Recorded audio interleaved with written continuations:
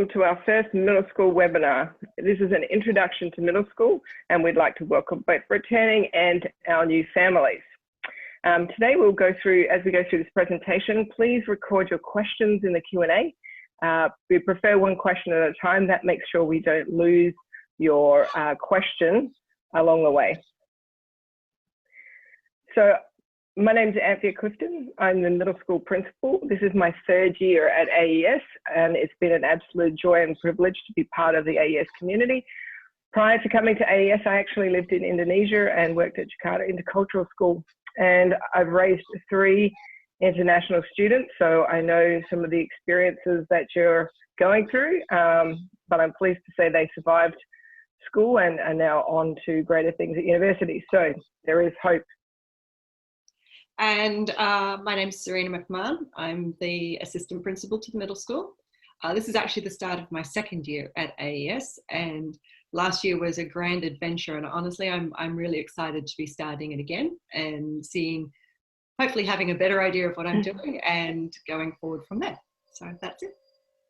Okay, today, just to give you an overview of what we have coming up in the next few weeks, today we're talking about an introduction to middle school. On July 16, we're actually going to share a little more specifics around our middle school literacy program and how you can support your children and how they can be still learning while they're on summer break and maybe not even notice.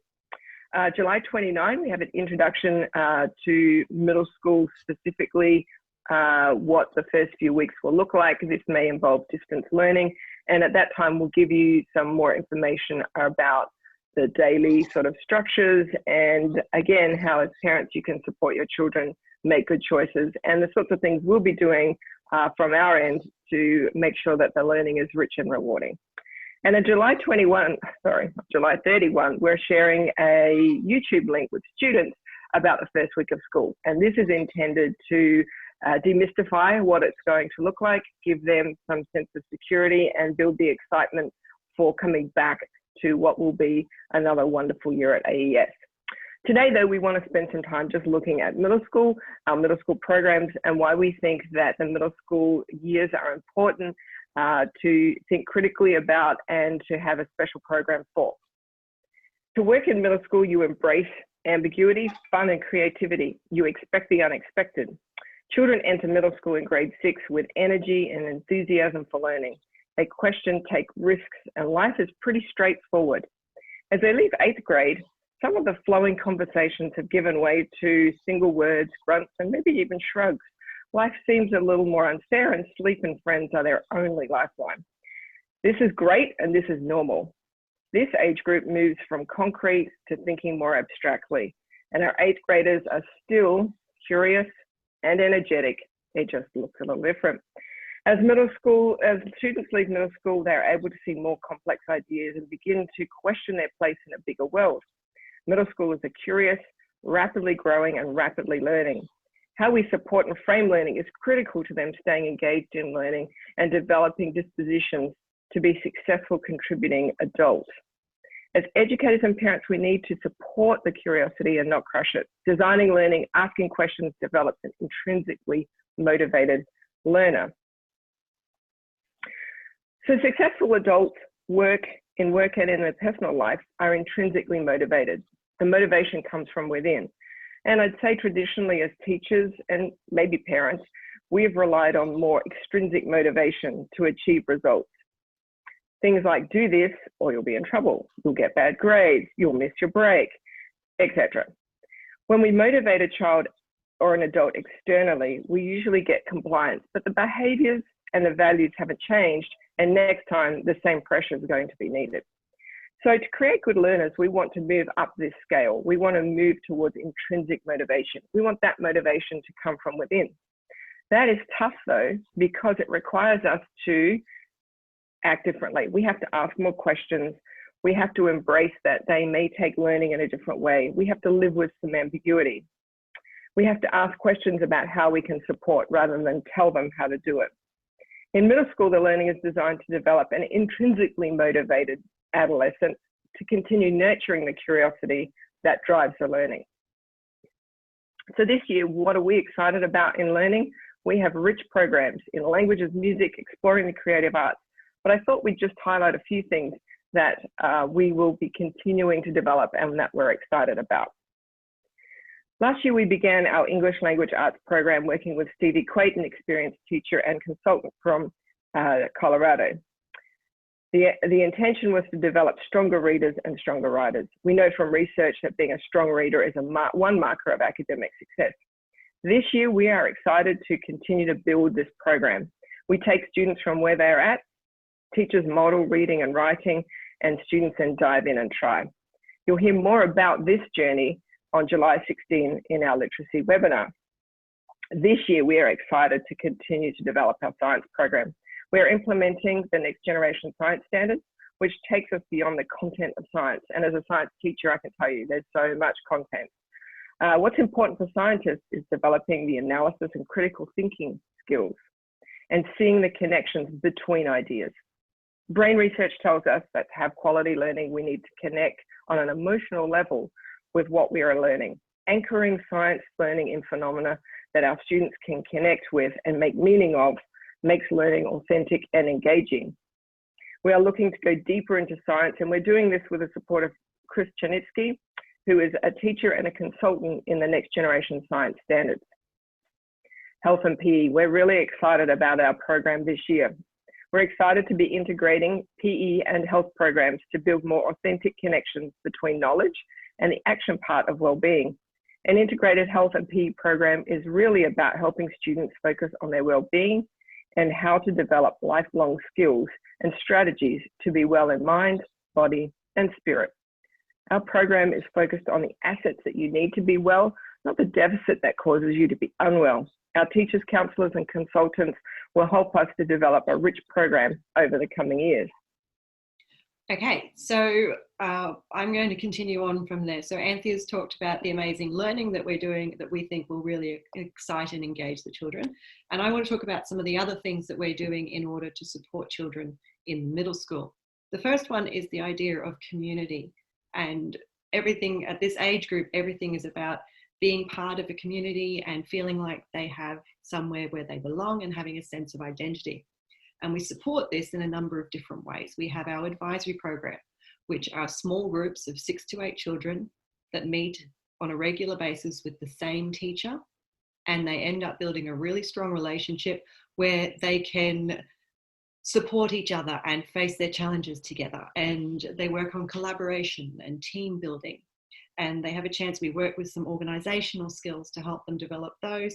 And there's also opportunities to develop service. So all those things happen in our advisory program. We also have a slightly bigger scale is our grade level programs. And the really important thing with the grade level programs is we are catering to the specific needs of each age group. And obviously, as Anthea says, it can vary very dramatically between grade 6 and grade 8. There's some big growth that happens in there. And so we want to make sure that we're providing a program that's catering to what those children need at that moment in time. The great thing about the grade level program is that the children get a bigger group and they have that relationship with their entire cohort. They also build a really strong relationship with the teachers that are connected to that grade level. So always looking at finding ways where they can see, I fit in here and I know where I can go if I ever need help or support. The other great thing about the grade level program is that we challenge the children and we encourage the children to step outside their boundaries and push themselves in a safe environment where it doesn't matter if failure is still considered a great learning opportunity. So all that happens within the grade level program. A slightly bigger scale, so we're getting from our really small, intimate little connections up to our bigger ones, is our fort connections. So everyone in the middle school, teachers, students, staff, everybody gets divided into one of our 4 forts. And this is a great opportunity for us to really highlight the fun that we have in middle school. And so through doing this, we have the kids to have an opportunity to interact across grade levels, which is pretty rare. They don't get that many opportunities to do that. So this is a great moment for them. It gives the grade 6s someone to look up to and to admire and feel that connection, particularly when they first arrive, because it can be a bit daunting starting the middle school. And then it's a great opportunity for our grade 8s to work on their leadership skills and sort of be able to understand that there's more to the world than just themselves. So that's a really good and important part for everybody to learn. They also get to build relationships with different faculty and different staff. So again, we're looking at all those connections. How do we make more connections and build a community amongst all the children? And then how do we build it with children and adults so that they feel that they are part of the community at all times? The next part that we want to talk about, so we've covered what's great about the learning, the community. The last part we really want to talk about, and that's really important in middle school, is student empowerment. And the thing with this age group is they want more responsibility. They want to be treated like adults, but we're all quite conscious of the fact that they might not necessarily yet have the skills needed to be successful doing that. So middle school is a great time for them to be developing those skills.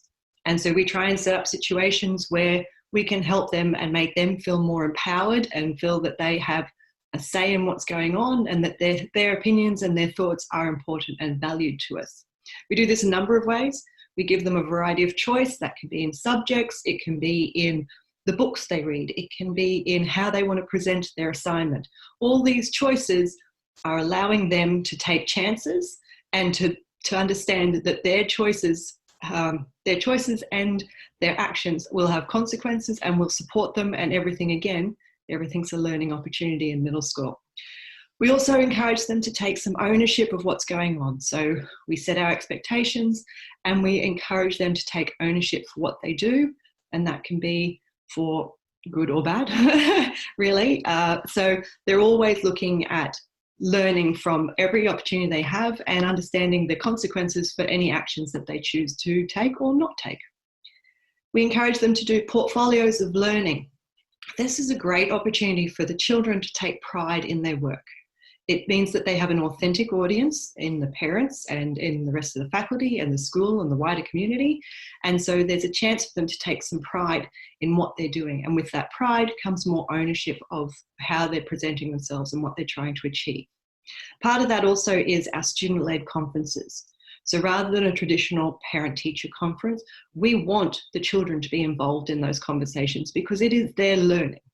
And so we need to set up situations, realistic and authentic situations, where their opinion and their voice about their learning is valued and is expected from them. So student-led conferences is a very big part of our way of expressing and encouraging kids to take some empowerment and feel better and responsible for their own learning. Another thing that we did, in fact, we do regularly in different areas, but we certainly did at the end of last year, was the passion projects. So the passion projects was all about picking a topic that they were passionate about. We all know we do better with any topic when it's something we're interested in. They got to pick the project, they got to pick the topic, and it was an amazing opportunity for children to really stretch themselves in an area that they wanted to and take some ownership and some responsibility for where that path was going to take them. And the feedback we got from the children was extremely positive. They loved that it got to be something they were interested in. They loved that they got to figure out how they wanted to go about doing it. And almost all of the feedback that I've received so far was that they would love to do it again. So that's another way that we're encouraging children to take some ownership of what's happening in their learning, and something that we'll certainly be continuing in the future. So now you've heard what we think is exciting about the middle school and why we're excited to be heading back. And what we need to now try and do, hopefully with your support, is get that enthusiasm for the children as well. So we're going to give you a bit of a sampler. You guys are getting a sneak peek. Next week or in the next few weeks, we'll be sending out a YouTube video. It's just a little teaser, trying to build some anticipation around coming to the middle school and starting the school year, because some children are going to have mixed feelings about coming back, particularly our new grade sixes. They're nervous and we really want to sort of relieve their concerns. So we're going to show you the video, and then if you can watch it with your children and encourage them and think about all the positives and the amazing things that we'll be presenting, that will be good too. So here is our teaser.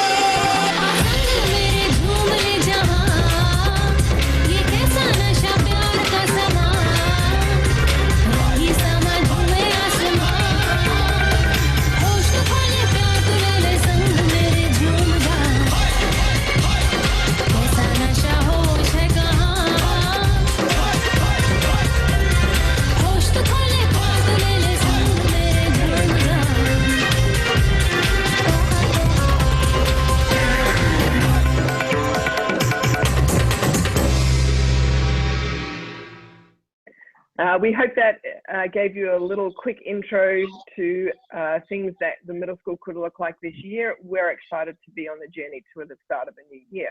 And now just a reminder, we have July 16, the Literacy in the Middle School webinar. This will be hosted by the middle school and joined by Courtney Almoreno, one of our learning coaches and also the department lead for English Language Arts. July 29, we have actually another webinar with parents specifically, but children are welcome to join. And that is intended to talk more specifically about the start of the school year and the sorts of structures that we'll have in place and the way that days will look and how we plan to support wonderful learning this year. Also on July 31, we'll send out a link to students. Again, just a reminder, that's intended to help demystify the start of the school year, particularly for our new students and for our sixth graders. We want them to feel confident and empowered to start the school year with information.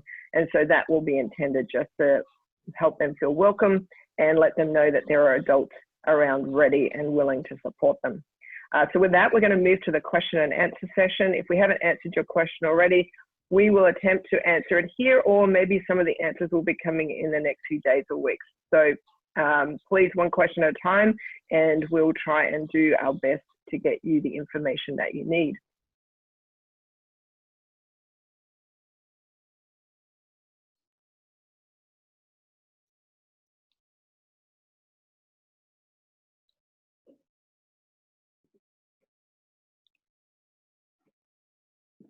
Okay, we have some questions that we've been able to answer as we've been presenting the information.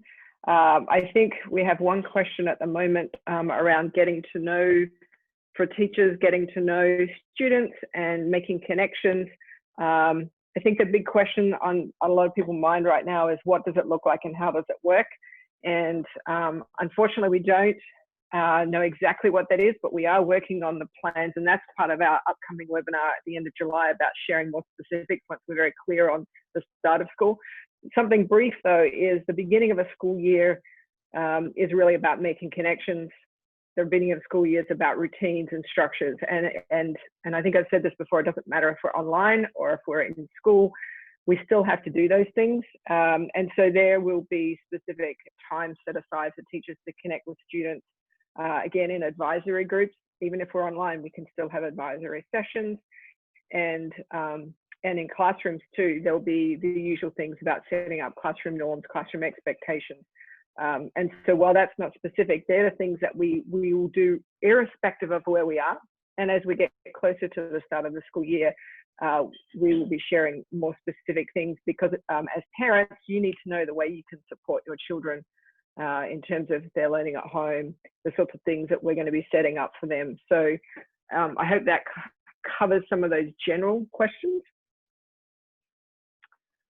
Just looking at some of these other ones.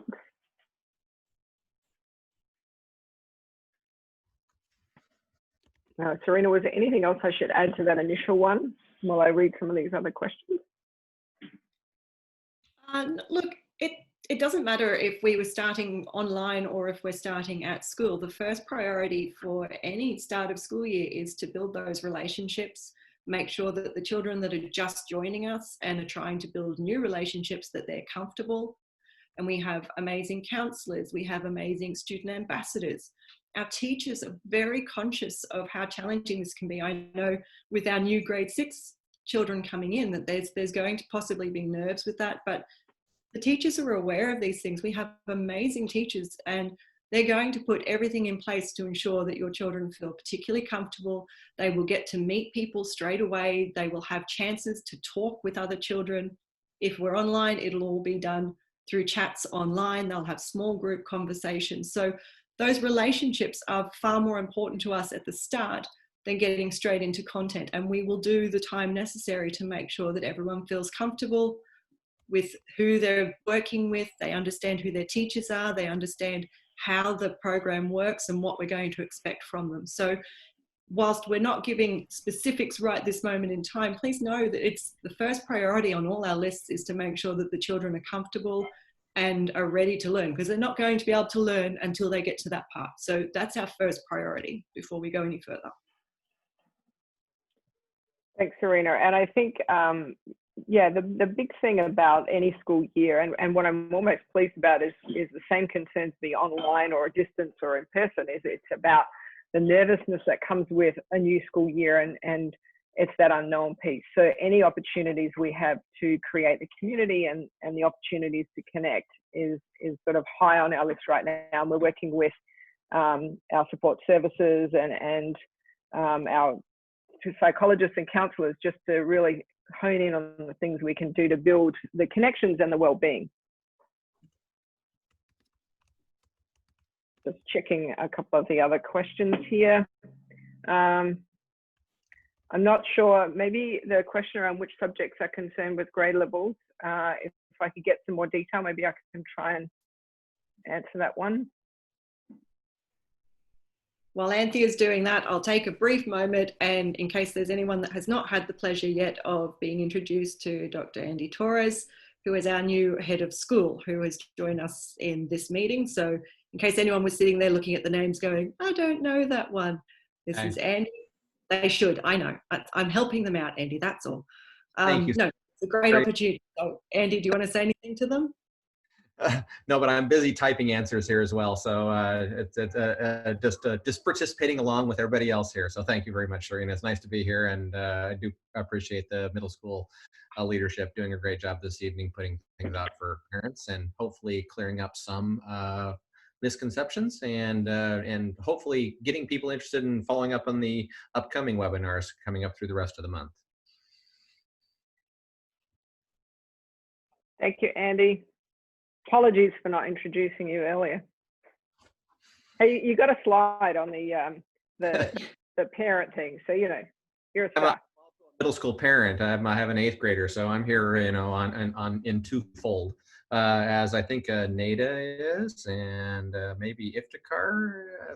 So we're here in two realms. Right, well, that doesn't increase the pressure on us at all. Thanks for that. Good, comforting, wonderful. There was a question there about being able to meet people and being nervous about starting. With any time that we have, particularly new children that are arriving at AES and haven't had those pre-existing relationships, we have an amazing program with our counsellors that they oversee that. There is great orientation and check-ins with all the new students. We have student ambassadors, a number of wonderful children that thrive on the idea of getting to meet the new children and introduce them around and make sure they feel comfortable. And those relationships will still be happening even if we're online.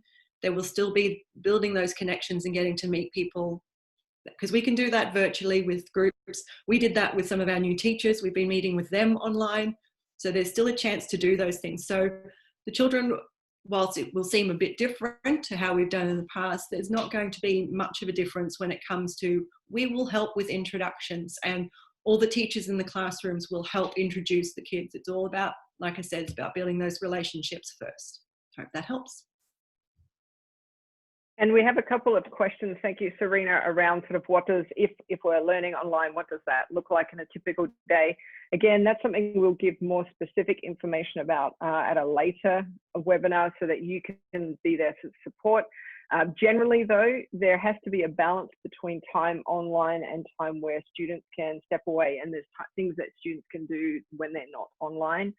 Something that we have learned from schools and research is that it's actually unhealthy for students just to be glued to their screen for say 6 to 8 hours a day. So one of the big things that we're working on as we move to the beginning of the year, and if we are starting online, is to make sure that there's actually a balance. So time online, time connecting with teachers, time to make sure that they're on the right track and getting the feedback.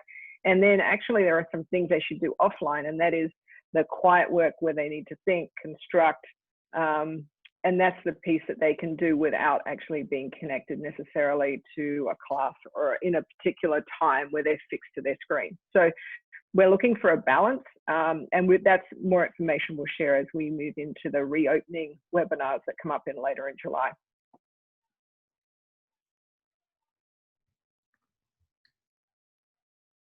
Do Do we have any new questions perhaps we haven't been able to address yet? I think we've talked a bit more about students and trying to make them feel connected.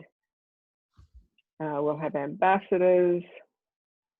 There's a couple of questions in there about the actual, what it'll look like for the class lessons and that sort of thing. And we'll go into much more detail on our next webinar, which is on the, Anthea, help, 29th? I think it's the 29th.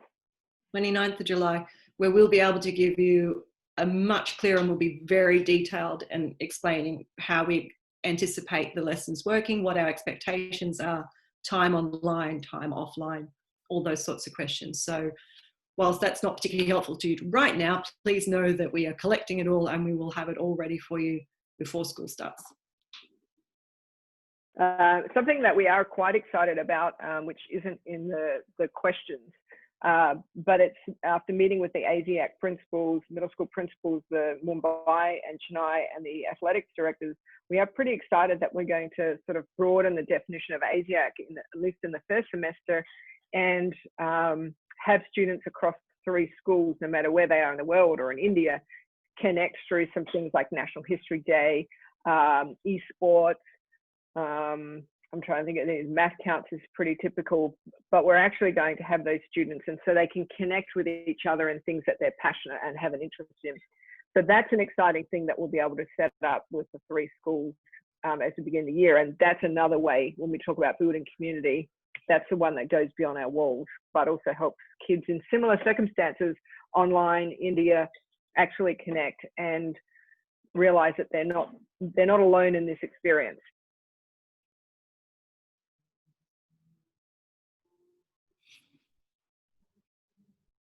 Okay, just checking, there's a question around managing online assignments, not in the same time zone. Yep, that's a struggle for parents, students, teachers across many countries. And it's something that we're working on. I think we're looking to find balance, and there's a couple of tech tools we might use to help students better manage that. Google Classroom will continue to be our major delivery of the way students connect with teachers, because we can track that, but there will be a couple of other things that will help stitch all of the pieces together a little bit, and all 3 divisions actually are working on that right now. Do we have any new questions? Andy, is there anything we need to be adding, or Ilva for new families? The question around updating of when kids are going to be allowed on campus on open house days and so on. And I think that the key here that we're on the ground and constantly monitoring in Delhi is just what the status of the virus is, where and what the advisories are around, where people can go and the manner in which they can travel. We need to be sure to provide the safest environment possible on our campus, and that's going to be our #1 priority. I'm going to continue to say that over and over again. Are the safety and security of our children and our faculty and staff, as well as our parent community, has to be at the top of our minds at all times. This virus is nothing to mess around with, and nothing could be worse for AES and our community than to have virus being spread inside of our community. So we all have to take a collective responsibility for that. And part of our responsibility as the leadership team and the operations and administration of the school is to make sure that the campus is as tight as possible, to make sure that we are able to provide a safe learning environment for your children. So we're going to be careful. We're going to open up our campus very carefully to students first. Obviously, our faculty and staff who are available are going to be on campus. They're going to be well trained. We're going to have systems in place so that when you come onto campus, a student or anybody else, that there's a process so that we can see and monitor, who's there, where they're going, and so on. So we want to make sure that everybody understands the rules, and part of that is we all have to take responsibility for ourselves, but in doing so, we know we're taking responsibility for everyone else in our community as well.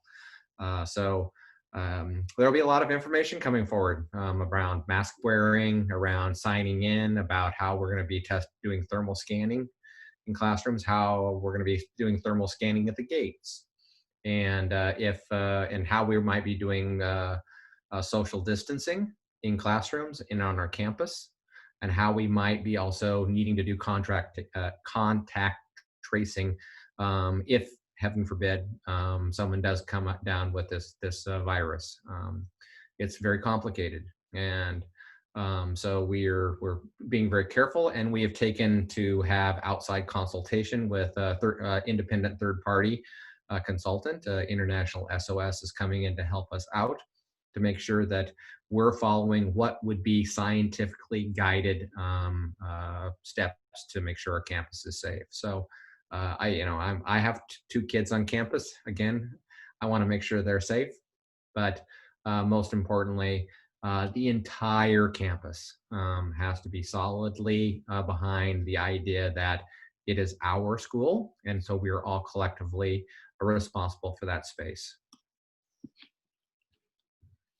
Thanks, Sandy. We have a general question. I think it's a good question around how many students will be physically at school, and this is something that students probably worry about. Like, everybody's back in Delhi, everybody's on campus, and I'm not, so I'm the one that's not there. That's usually how things work for middle schoolers. Actually, we have we're collecting data on that right now, and there's certainly families that are in Delhi. I'm not sure the exact numbers, but we definitely have a number of families in Delhi. But we also have a significant number of families that are not in Delhi, and so the learning that we have to do is going to have to meet the needs of both groups. So if you're in Delhi and feeling like maybe it's not going to be set up well, that's in our mind. And for families who are not in Delhi, please know that your needs are equally as important, and we're working to look for a way to meet everybody's needs, which obviously can't be perfect, but we are trying to come up with the best scenarios possible, understanding time zones. In meeting with the middle school principals from Chennai and Mumbai, they're in a similar position. And so we're exploring a number of different ways that we might do that, which is partly why today we're not really going into specifics, because as we get closer and we get better details about how we're functioning, we can then give you much more timely and appropriate information. So generally, yes, we'll be thinking about how we meet the needs of families in Delhi and the families not in Delhi. And please reassure your children, if they think they're the only ones not at school in person, there's plenty of people that will not be present in Delhi as we start the school year. So I hope that helps answer that one. So Anthea, if I can just, yes. Because we have a lot of new families, so I just want to say thank you for joining us today. And I know that a lot of the families are worried because transition is difficult in the best of times. And this is sort of extra complicated now with the COVID-19 situation. We will make sure that student ambassadors in middle school will connect with new incoming students. The counselors are there to support the transition. We will organize new family orientation. And I also would like to say that please reach out to me, because I'm here to help. And if you feel like I haven't received the information or I have questions, please do reach out, and I'll coordinate and make sure that you're set up with the right person in the middle school. So we're here to help you. Thank you.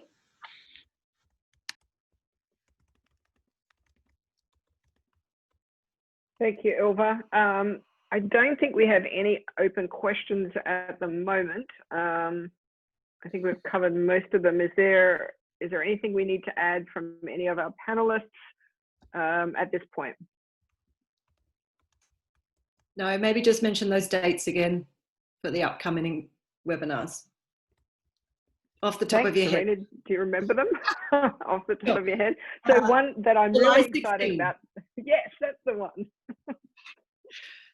July 16, we will be talking more specifically about our literacy program, and our head of department for English language arts, Courtney Almarino, will be with us to be able to share what the whole philosophy is around reading and writing within the middle school.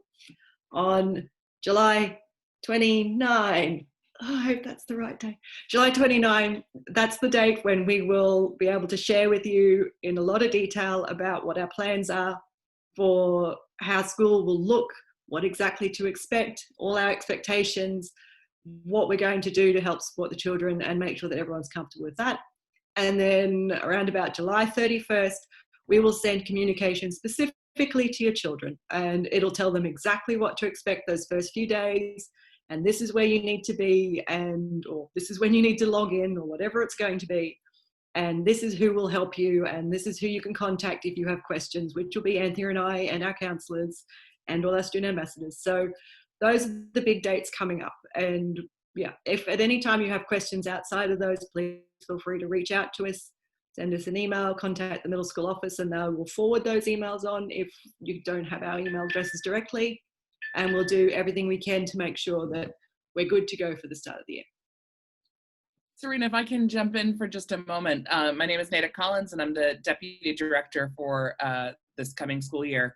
I noticed that almost half the questions that we had tonight were about connections and about relationships. And I want to take just a minute to reassure you, for those of you who are returning parents, you know this is something that AES does really well. You know that building that sense of community is extremely important to us. And I know I was impressed. And it was marked to me how well we weren't able to maintain, we felt a dip, but we were able to regain that sense of community during the time that we were not able to physically be on campus. And it really became quite evident that AES is much bigger than the buildings that sit in Shanakipuri. For new parents as well, I just really want to reassure you that, of course, it looks different when we're not all physically in the same space. The activities that we use and the way that we build those connections look different. And we've all been experiencing that. The way that you've built relationships with people and maintained those relationships with people in your family and in your lives has looked different over the past few months, when you can't give that hug, or you can't be as physically close to them. You can't have large gatherings. But just as you found ways to replicate that in your personal lives, I can reassure you that our middle school administrative team has worked to replicate and innovate and find ways to ensure that those connections and those relationships are really well maintained. It's an appropriate theme for parents of any child, but especially in middle school, where kids are struggling with kind of their sense of self and who they are, knowing that they're going to have an adult that they can really connect with, that they can build a relationship with, that they have peer connections that are going to be really important. There'll be a lot of attention paid to this, and what it looks will be different in many ways, but the quality will not suffer.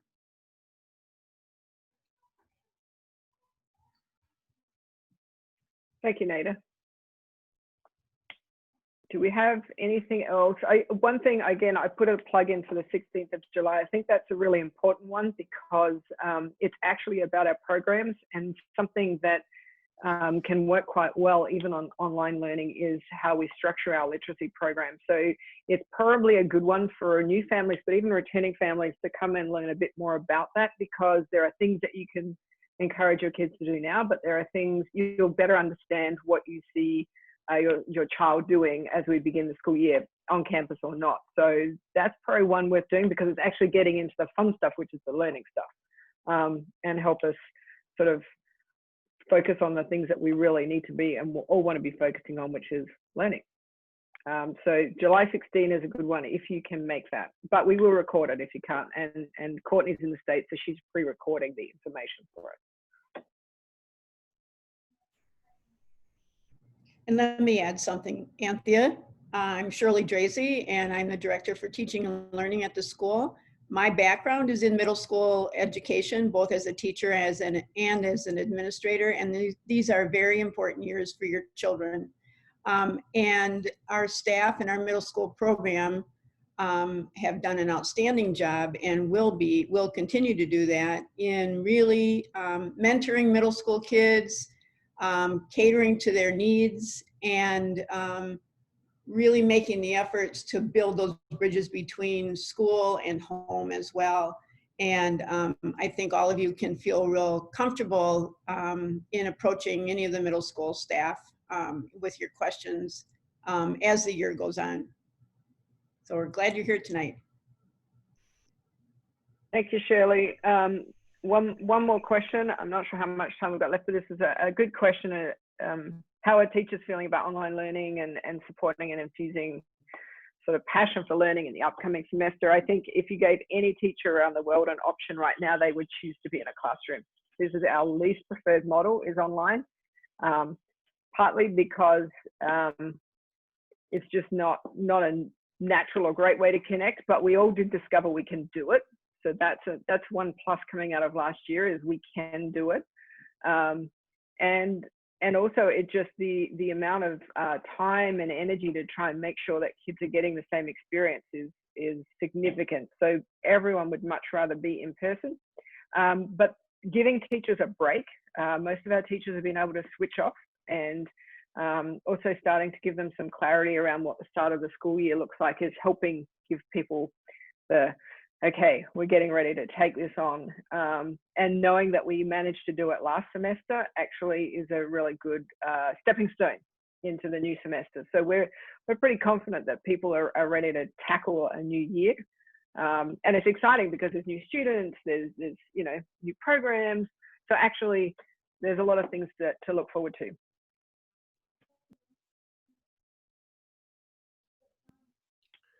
Andy, how much time do we've got no open questions at the moment. I was just going to say we are at that 45-minute mark, which I think was what we were targeting for these. I'll take just if anybody's out there with one more quick question, we're good to go. I just while people are thinking about those, I just want to note that next day after tomorrow, which is what is the day in Asia? Is it Monday night? Is it Tuesday? I'm in Oregon, so I'm having a hard time figuring out. Tuesday right now, Andy. We're in Tuesday. Tuesday in Asia is the high school presentation, and Iftikhar and his team are preparing for that presentation. So if you have not signed up yet, please do so. We appreciate your attendance. Even if you don't have a high school student, you're welcome to attend. I know if you're probably a 7th or 8th grade parent, you may have a lot of interest in what's going on at the high school. And I think that some of the information that is not just about our online programs, but also just the structure of programs moving forward. So please be feel free to join us then.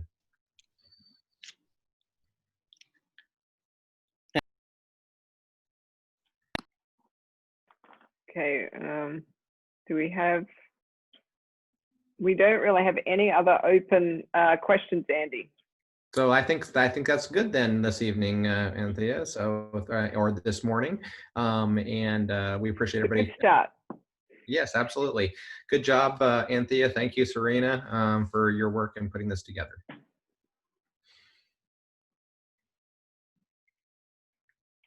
Thank you. And with that, I think we'll sign off and look forward to seeing you either on Thursday, High School 1, or into next week as we begin our elementary and our literacy webinars. So we hope you have a wonderful week.